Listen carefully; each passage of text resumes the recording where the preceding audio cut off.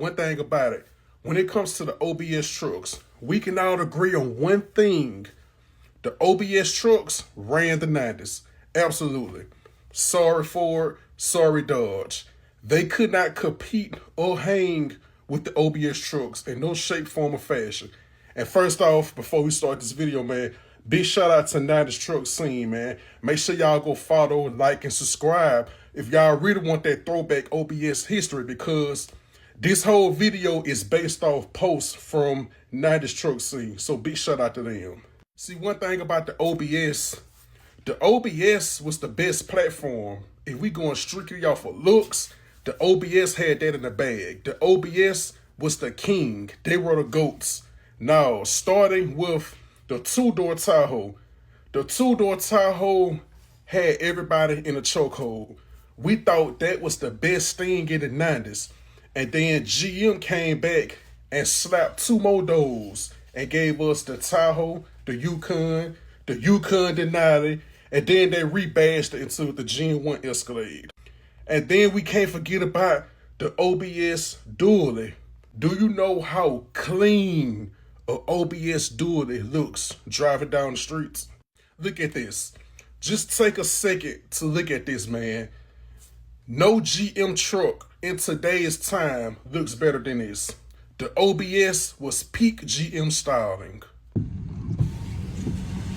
OBS for the win. And then we can't forget about the Escalade front end conversions on the OBS trucks.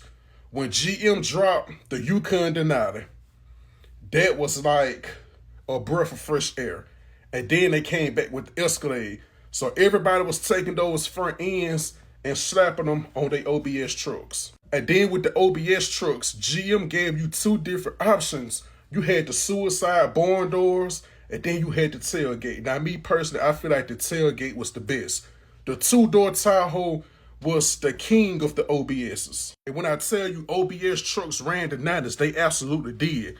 The OBS trucks was on every truck magazine, literally. And let's keep it all the way real. If you had an OBS truck in the 90s, you was the man. You pulled up on a scene in a Ford or a Dodge, man, folks looked at you sideways. They talked about you. Yeah, they gave you that side eye. OBS, you was the man in the 90s. Look at Unc right here. You can't tell me Unc wasn't a bad man. Look at this. Yukon Denali, OBS. Now, the Sierras and the Silverados was cool, but the dualist Suburbans were the ones that really solidified the OBS. The dualist Suburbans, those were the ones. But when it came to those dualist Suburbans, it didn't matter what you drove, how tricked out, how custom it was.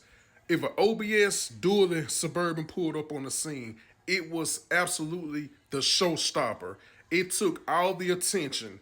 All eyes was on this truck when they hit the scene. Like, the OBS dualist Suburban was a big deal. Like, for it to steal the shine and spotlight from the standard OBS truck, you got to understand, because the standard OBS truck was so much pressure. Like, these was literally some of the hardest and cleanest trucks on the streets. And then y'all remember when the OBS trucks did the C5 Corvette taillight conversions. But these boys here was real pressure. I'm talking about bone-shattering pressure. And here's a 1993 dualist Suburban with only 67,000 original miles. But I do want to go on record and say this. GM never officially produced a dualist Suburban. All these trucks were custom made. Now, GM actually made the dually pickup trucks, but they never made a dualist Suburban.